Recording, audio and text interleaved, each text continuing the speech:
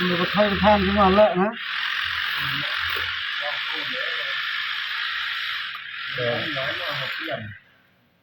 là đôi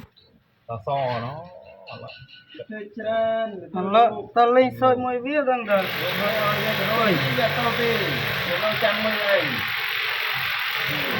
một cơ ca nó một phần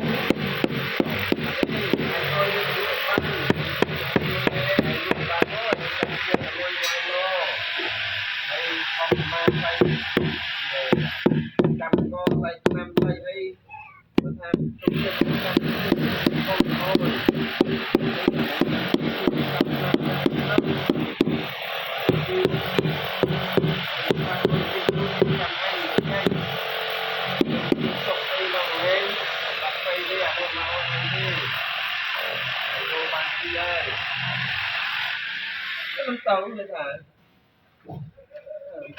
nào còn chắc anh chưa đâu anh đâu tàu trên một đôi nó về đấy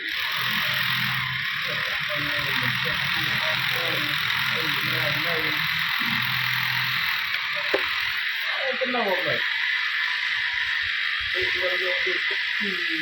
chăm như là lực của tận đây đấy ngoài đôi tí này thành tài